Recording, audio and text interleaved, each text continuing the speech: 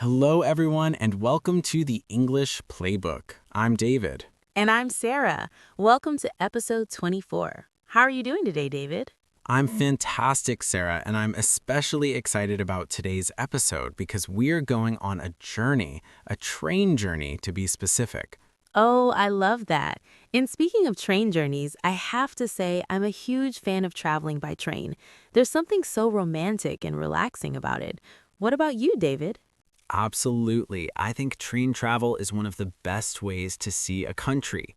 You get to watch the landscape change right before your eyes, from cities to countryside, mountains to plains. It's like watching a movie, but it's real life happening outside your window. Exactly. And today, we're going to help all of our listeners master the English they need for train travel. Whether you're planning a trip on the Orient Express, the Shinkansen in Japan, or just a local train to the next town over, we've got you covered. That's right. We'll cover everything from buying your ticket at the station to arriving at your final destination. We'll teach you the vocabulary, the phrases, and even some cultural tips to make your train travel smooth and stress-free. And this episode was actually requested by one of our amazing listeners. So if you have topics you'd like us to cover, make sure to leave a comment below or send us a message. All right, Sarah, are you ready to depart? I see what you did there. Yes, I'm ready. Let's get this train rolling. Before we dive in, let me set the scene. Imagine you're standing in a busy train station. People are rushing past you with suitcases, there are announcements being made over the loudspeaker, and you see signs pointing in every direction. You need to buy a ticket, find your platform, and get on the right train. Sounds a bit overwhelming, right? It can definitely be intimidating, especially if English isn't your first language or if you're not familiar with train travel. But don't worry, by the end of this episode, you'll feel confident navigating any train station in an English-speaking country. Exactly. So let's start at the very beginning, arriving at the train station and buying your ticket. Okay, so you've arrived at the train station. The first thing you need to do is get a ticket. Now, there are several different types of tickets you can buy, and it's important to know which one you need. Right. The most common distinction is between a one-way ticket and a round-trip ticket. Sarah, can you explain the difference? Of course, a one-way ticket means you're only buying a ticket to go to your destination. You're not buying a return ticket back to where you started. So if I buy a one-way ticket from New York to Boston, that ticket only gets me to Boston. If I want to come back to New York later, I'll need to buy another ticket. Perfect explanation. And when would you use a one-way ticket? Well, there are several situations. Maybe you're moving to a new city and you don't plan to come back. Or maybe you're taking a train to one city, but you'll fly home from there. Or perhaps you're not sure when you want to return, so you'll buy the return ticket later. Great examples. Now, the opposite of a one-way ticket is a round-trip ticket, and I'm guessing our listeners can figure out what that means. Hopefully. A round-trip ticket is a ticket that includes both your journey to your destination and your return journey back to where you started. So using my earlier example, a round-trip ticket from New York to Boston would get me to Boston and then back to New York. And round-trip tickets are usually a bit cheaper than buying two separate one-way tickets. So if you know you're coming back, it's usually better to buy a round-trip ticket. Absolutely. Now, let me give you some example sentences. I'd like to purchase a one-way ticket to Brussels, please. Or, do you have any round-trip tickets available for this weekend? Perfect. Now let's talk about the different types of trains you might encounter. The first type is an express train. Ooh, I love express trains. They're fast. Yes, they are. An express train is a fast train that doesn't make many stops. The idea is to get you to your destination as quickly as possible. So instead of stopping at every single small town between city A and city B, it might only stop once or twice. Exactly. In some countries, they call these fast trains or rapid trains, but the most common term in English is express train. For example, the express train from Paris to Berlin only takes 6 hours. Now, here's an interesting question for you, Sarah. What's the opposite of an express train? Good question. I'd say it's a local train or a stopping train. These trains stop at every station along the route, so they take much longer. Exactly right. So if you're in a hurry, you want an express train. If you want to see lots of small towns and you're not in a rush, a local train might be a better choice. Good point. Now, let's talk about overnight trains. David, have you ever taken an overnight train? I have. I took one from Budapest to Vienna years ago. It was quite an experience. Oh, I bet. So, an overnight train is exactly what it sounds like, a train that travels during the night. You get on the train in the evening, you sleep on the train, and you arrive at your destination in the morning. And these are really popular with budget travelers because, as Sarah mentioned earlier, you're essentially saving the cost of a hotel room for that night. Instead of paying for accommodation, you're sleeping on the train. That's such a smart way to travel, especially in Europe or Asia where overnight trains are very common. Now, if you're taking an overnight train, you'll probably want something more comfortable than a regular seat, right? Definitely, and that's where sleeper cars come in. All right, let's talk about sleeper cars. This is one of my favorite parts of train travel because it can make a long journey so much more comfortable.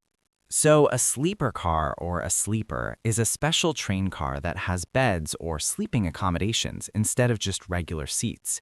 These are specifically designed for overnight trains. Right. Now, there are different types of sleepers. The most basic type is usually a couchette, which is a bunk bed in a shared compartment. You might be sharing the compartment with 3 to 5 other people. And then there are private sleeper cabins, which are more expensive but much more comfortable. These might have 1 or 2 beds, and you don't have to share with strangers. Exactly. Some luxury overnight trains even have sleeper cabins with their own private bathrooms, but those are quite pricey. For sure. So when you're booking an overnight train, you might hear phrases like, "Would you like a sleeper on the overnight train?" Or, "We have couchettes available in second class." Perfect examples. Now let's move on to another important part of the train, the dining car. Ah, yes, the dining car. This is where you go to eat on the train.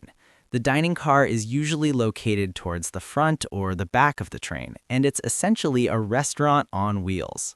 I love that description, a restaurant on wheels. So if you're on a long journey and you get hungry, you can walk to the dining car and order a meal. Some dining cars have full menus with hot meals, while others might just have sandwiches and snacks. And on some trains, especially high-speed trains, they have a food cart or trolley service instead of a dining car. A staff member pushes a cart through the train, and you can buy snacks, drinks, or light meals from your seat. Oh, that's convenient.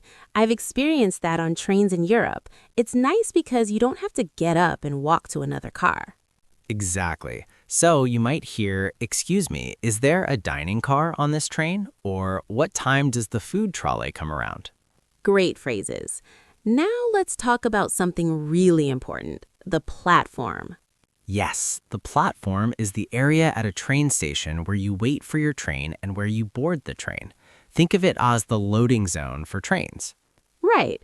Every train departs from a specific platform number. So you might hear, your train leaves from platform 9, or in the Harry Potter universe, platform 9 and 3/4. Nice reference. So when you look at your ticket or check the departure board at the station, it will tell you which platform your train departs from. This is super important because large train stations can have 20 or even 30 different platforms. Absolutely. And if you go to the wrong platform, you might end up on the wrong train. So always double check. Which platform does the train to Manchester depart from? Perfect question. Now let's talk about some other important areas in a train station. We have the ticket counter, which is where you go to buy tickets from a person as opposed to a machine. Yes, and many stations also have ticket machines or automated ticket kiosks where you can buy tickets yourself without talking to anyone. These are usually faster if there's a long line at the ticket counter. Good point. And then we have the waiting area or waiting room, which is where passengers sit and wait for their train to arrive. Some larger stations even have special waiting rooms for first-class passengers or for people with long-distance tickets. These are usually quieter and more comfortable. Nice. And of course, we can't forget about the information desk or help desk. This is where you can ask questions if you're confused about anything. Schedules, platforms, ticket types, anything really. So useful, especially if you're in a foreign country and feeling a bit lost. Don't be shy. Just walk up and say, "Excuse me, could you help me? I need to get to Edinburgh and I'm not sure which train to take." Perfect. All right, I think we've covered a lot of vocabulary. Should we recap quickly before we move on? Yes, let's do a quick review. So we learned one-way ticket, a ticket to your destination only, round-trip ticket, a ticket that includes your return journey, express train, a fast train with few stops, sleeper train, a train that travels at night, sleeper car, a train car with beds for sleeping, dining car, where you can buy food on the train, platform, where you board the train, ticket counter, where you buy tickets from a person, and waiting area, where you wait for your train. Excellent recap. Now let's move on to some essential phrases you'll need when buying tickets and asking about schedules. All right, David, I think it's time we act out a real conversation at a ticket counter. Are you ready to do a role play? Absolutely. I'll be the ticket agent and you can be the traveler. Go ahead whenever you're ready. Okay. Hi, good morning. I would like to purchase a one-way ticket to Brussels, please. Certainly, ma'am. Let me pull up our schedule. We have an express train departing every morning at 8:30 a.m., and we also have an overnight train that departs at 9 p.m. Which would you prefer? How long does it take to get there? The express train takes about 12 hours, and the overnight train takes about 13 hours since it makes a few more stops. I see. And what ticket classes do you have available? For the express train, we currently have tickets available only for first class. However, if you'd like to take the overnight train, you can choose a sleeper in second class, which is a bit less expensive. Oh, that sounds like the best option. I'll take a sleeper on the overnight train. One more question. Do you serve food on the train? 12 or 13 hours is such a long time. Yes, of course. There is a dining car toward the end of the train where they serve meals at all times. We also provide complimentary water and coffee for all of our passengers. Perfect. I'll take it. Wonderful. Here is your ticket, ma'am. Your train leaves from platform 9 at 9 o'clock on the dot. Please remember to be here at least 30 minutes before your scheduled departure time, or else you might miss your train. I understand. Thank you very much. You're welcome. Have a great trip. Okay, that was fun. Now let's break down some of the key phrases we used in that conversation. Great idea. So the first phrase was, "I would like to purchase a one-way ticket to Brussels, please." This is a very polite and formal way to ask for a ticket. Right. You could also say, "Can I get a ticket to Brussels?" or "I need a ticket to Brussels," but "I would like to purchase" is more polite and professional. Exactly. Now, one of the most important questions you can ask is, how long does it take to get there? Oh, this is such a useful phrase. Let's break down the structure. How long does it take to verb?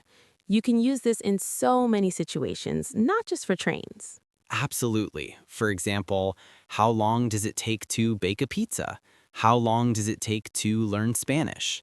How long does it take to walk to the museum? Perfect examples. The structure is always the same. How long plus does it take plus to plus verb.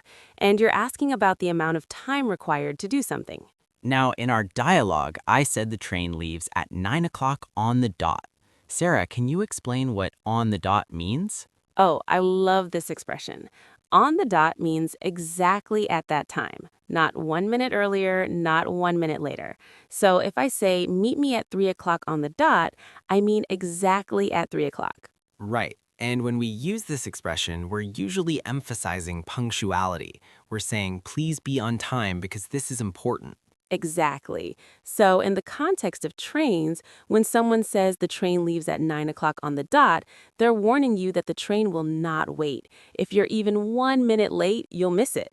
Such an important phrase for travelers to know. You might also hear, the meeting starts at 10 o'clock on the dot. or I'll pick you up at 6 o'clock on the dot. Perfect. Now, there's one more phrase from our dialogue I want to highlight. Scheduled departure time. Yes, your scheduled departure time is the official time your train is supposed to leave. This is the time printed on your ticket and shown on the departure boards. Right. So you might hear something like, please arrive 30 minutes before your scheduled departure time. Or, due to delays, we're running 20 minutes behind our scheduled departure time. Great examples. All right, I think our listeners have a good understanding of how to have a conversation at a ticket counter. Should we move on to understanding train schedules? Yes, let's do it. Okay, so you've bought your ticket, now you need to figure out when and where your train is leaving. This is where train schedules come in. Right. Most train stations have large electronic departure boards that display information about upcoming trains. Let's talk about what information you'll see on these boards. Good idea. First, you'll see the departure time. This is the time your train is scheduled to leave. It's usually shown in 24-hour format, like 14:30 instead of 2:30 p.m. Next, you'll see the destination, where the train is going. This might be the final stop or a major city along the route. Then you'll see the platform number. This is super important because it tells you where to go to catch your train. You might also see the train number or service number. Every train has a unique number, so if you're not sure if you're on the right platform, you can check the train number on the board against the train number on your ticket. Great point. And sometimes you'll see additional information, like whether the train is on time, delayed, or canceled. Oh yes, delays and cancellations are unfortunately part of train travel. If you see that your train is delayed, the board will usually show the new expected departure time. Right. You might see something like 14:30 to Manchester, delayed, new departure time 1500, platform 5. Exactly. Now, it's important to keep checking these boards because sometimes the platform can change at the last minute. That's such a good point. I've been caught by that before. I was waiting on platform 3 and then suddenly the announcement came that the train had been moved to platform 7. I had to run. Oh no. Yes, so always stay alert and listen for announcements. Speaking of announcements, let's talk about what you might hear over the loudspeaker at a train station. Good idea. You'll often hear something like, "Attention passengers, the 14:30 service to Manchester will be departing from platform 5 in 10 minutes. Please board now." Or, we apologize for the delay to the 1600 service to Liverpool. The new expected departure time is 16:25. Sometimes these announcements can be hard to understand, especially if there's a lot of background noise or if the person speaking has a strong accent. So it's always a good idea to check the departure boards as well. Absolutely.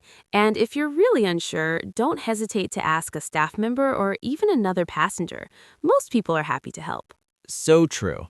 Now let's talk about a few more useful phrases related to schedules. If you want to know when the next train leaves, you can ask, when is the next train to Edinburgh? Or, what time does the next train depart?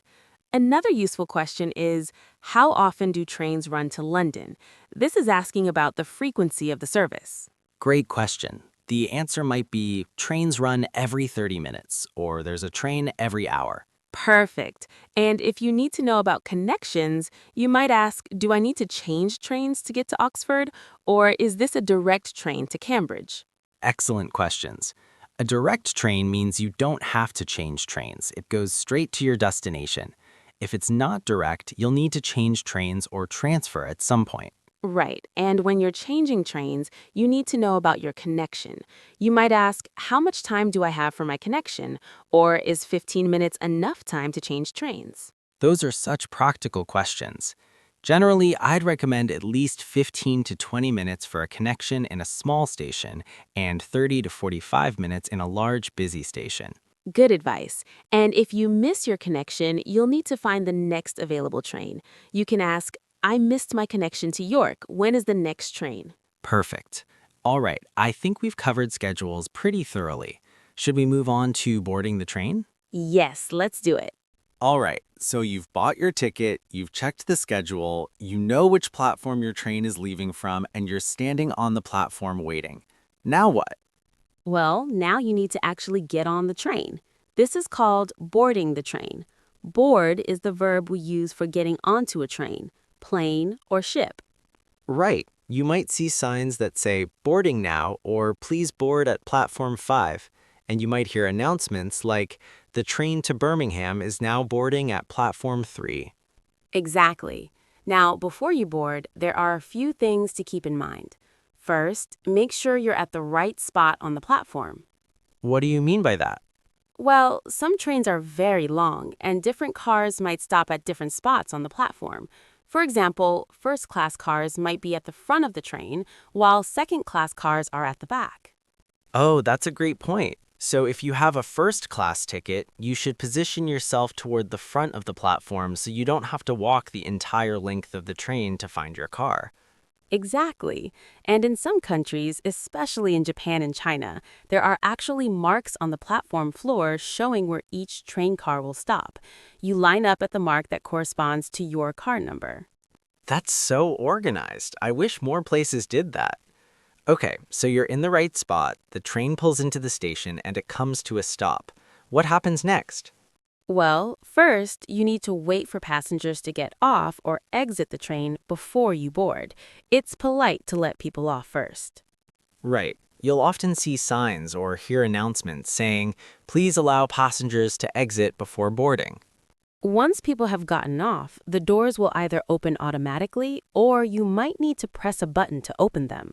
On some trains, especially older ones, you might need to open the door manually. Good to know. Now, once you're on the train, you need to find your seat. If you have an assigned seat or a reserved seat, there will be a seat number on your ticket. Right. The seat number usually includes a car number and a seat number. For example, it might say car 5, seat 24. So first you need to find the right car. Train cars are always numbered, and you'll see the number on the outside of the car and usually on the inside near the doors as well. Once you're in the right car, you need to find your specific seat. Seats are usually numbered, and the numbers are displayed either above the seat or on the seat itself. Now, what if someone is sitting in your seat? That happens. In that case, you can politely say, "Excuse me, I think you're in my seat. I have seat 24." Most people will apologize and move. Right. Sometimes people make honest mistakes, especially if the train is crowded. Just be polite about it. Now, what if you don't have an assigned seat? Some trains have open seating or unassigned seating, which means you can sit anywhere. In that case, you just need to find an empty seat, but be careful. Even if a seat looks empty, it might be reserved for part of the journey. Some trains have little reservation cards above the seats showing which sections of the route that seat is reserved for. Good point. So you might see a card that says reserved London to Manchester. If you're only going from London to Birmingham, which is before Manchester, you could sit there for part of the journey, but you'd need to give up the seat when the person who reserved it boards. That can get a bit complicated. My advice is if you see a seat that looks completely empty with no reservation card, go for that one. Good advice. Now, once you've found your seat, what should you do with your luggage? Great question. For small bags, backpacks, or purses, you can usually put them on the overhead rack above your seat. These are similar to the overhead compartments on an airplane. Right. For larger suitcases, there are usually dedicated luggage areas near the doors or at the ends of the car. You should put your big suitcase there. And it's a good idea to keep your valuables with you in a small bag rather than putting everything in the overhead rack. Unfortunately, theft can happen on crowded trains. Absolutely. Keep your passport, wallet, phone, and any other valuables in a bag that stays with you at your seat. Good advice. All right, so you're on the train, you've found your seat, you've stored your luggage, now you can sit back and relax. Well, almost. There's one more thing you might need to do. Show your ticket to the conductor. Oh yes, the ticket inspection. On most trains, a conductor or ticket inspector will walk through the train and check everyone's tickets. Right, so you should keep your ticket easily accessible. Don't pack it away in your suitcase. Keep it in your pocket or your bag. And if you have a digital ticket on your phone, make sure your phone is charged. You don't want your phone to die right when the conductor comes to check. That would be awkward. Okay, I think we've covered boarding pretty thoroughly. Should we talk about what happens during the journey? Yes, let's talk about being inside the train. All right, so now you're settled in your seat, the train is moving, and you're on your way to your destination. What can you expect during the journey? Well, that depends on the type of train and the length of the journey. Let's start with services you might find on the train. Good idea. We already talked about the dining car, which is where you can buy meals. But not all trains have a dining car. Shorter journeys and smaller trains might just have a cafe car or a refreshment trolley. Right. A cafe car is similar to a dining car, but it usually just sells snacks, sandwiches, coffee, and soft drinks, not full meals. And a refreshment trolley or food cart is when a staff member pushes a cart through the train and you can buy items directly from your seat. I love when they have trolley service because you don't have to get up. You can just wave them down when they pass by. Me too. Now, on longer journeys, you'll definitely want to know where the restroom is. In British English, it's often called the toilet, and in American English, we usually say bathroom or restroom. Right. Train restrooms are usually pretty small, but they're functional. They're typically located at the ends of each car. And please, everyone, keep the restrooms clean. It's just common courtesy. Absolutely. Now, let's talk about other services. Many modern trains, especially high-speed trains, offer Wi-Fi so you can stay connected during your journey. Yes, this is so convenient. You can work, browse the internet, watch movies, or stay in touch with friends and family. Some trains offer free Wi-Fi, while others charge a small fee. Good point. And many trains also have power outlets or charging points at your seat so you can charge your phone, laptop, or tablet. So useful. I always make sure to check if there are power outlets before I settle in. Now, let's talk about train etiquette, the unwritten rules of behavior on trains. Oh, this is important. First rule, be considerate of other passengers. Trains are shared spaces, so you need to be mindful of others. Absolutely. That means keeping your voice down when talking on the phone or chatting with your travel companion. No one wants to hear your entire conversation. Right, and if you're listening to music or watching videos, please use headphones. Don't play audio out loud from your phone. Oh my gosh, yes, that's such a pet peeve of mine. And please don't put your feet on the seats. It's unhygienic and rude. Good one. Another rule, don't hog the armrest. If you're sitting next to someone, you need to share the armrest. True. And if you're in the aisle seat and the person next to you needs to get up to use the restroom, don't make them climb over you. Stand up and let them out. Common courtesy. Now, what about eating on trains? Is that okay? It depends. Eating is generally fine, but be considerate about what you eat. Don't bring smelly food that will bother other passengers. Right. A sandwich or some fruit is fine, but maybe skip the tuna salad or the garlic-heavy meal. Exactly.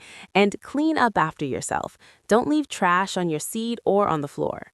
Now, some trains have quiet cars or quiet zones where talking is discouraged and phone calls are not allowed.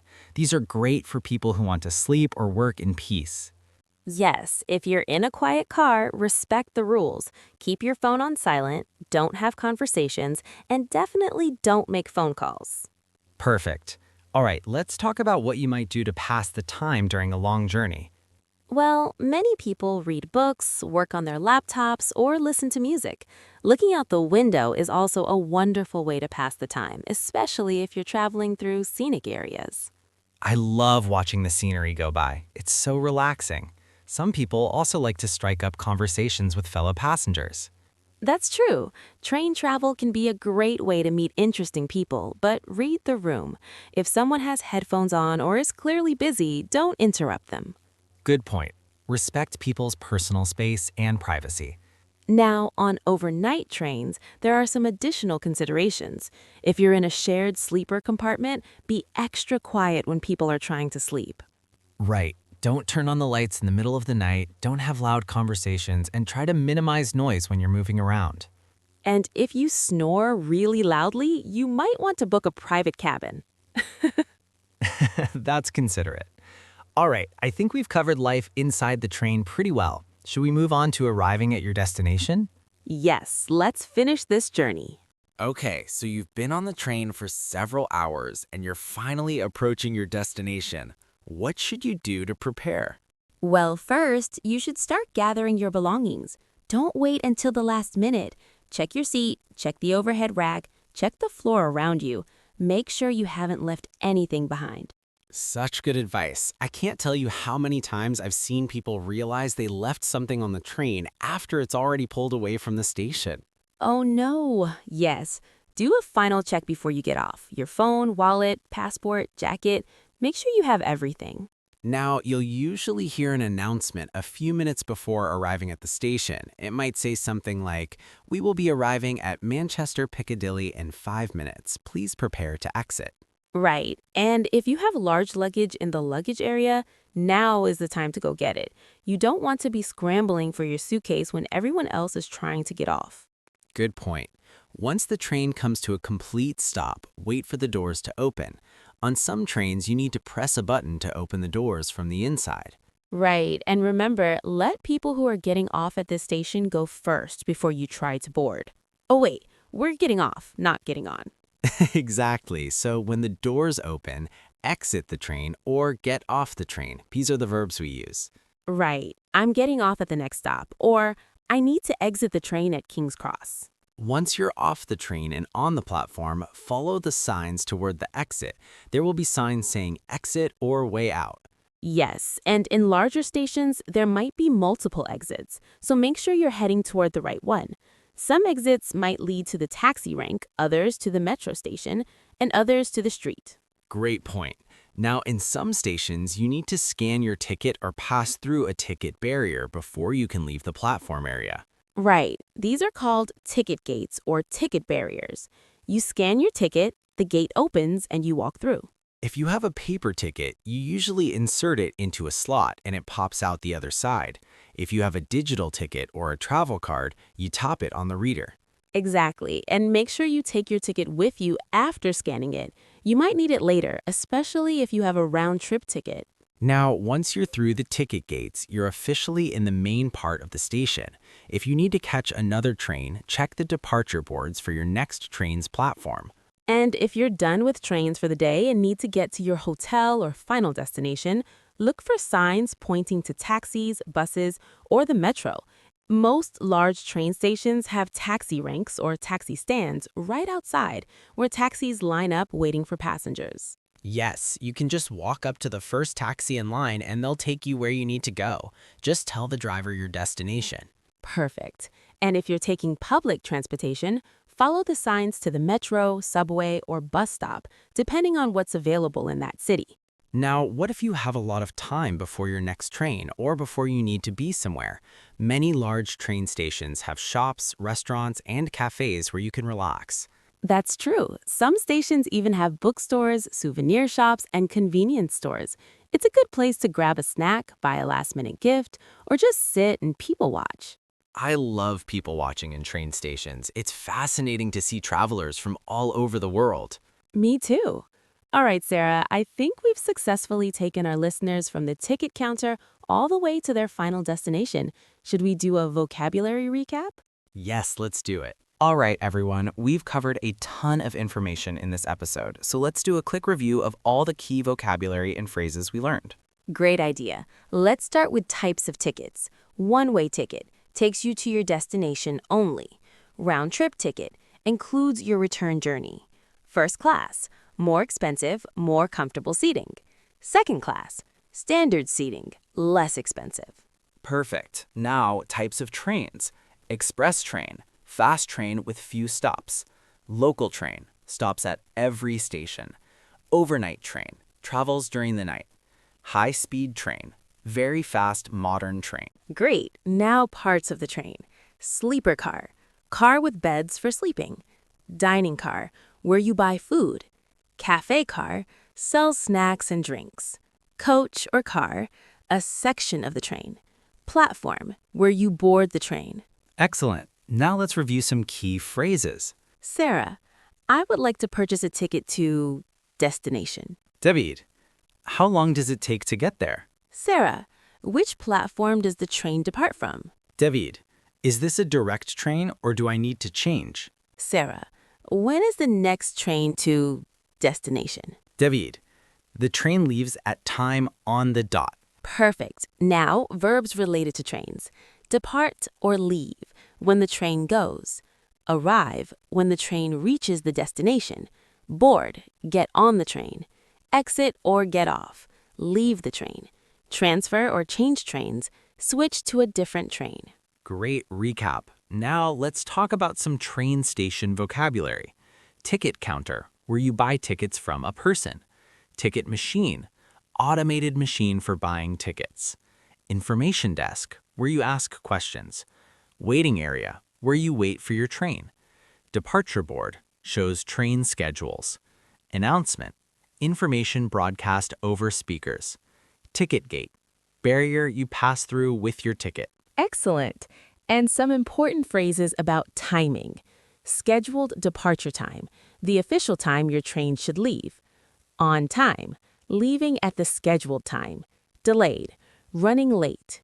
Canceled, the train is not running. Perfect. And finally, let's remember some train etiquette tips. Keep your voice down. Use headphones for music and videos. Don't put your feet on the seats. Clean up after yourself. Respect quiet cars.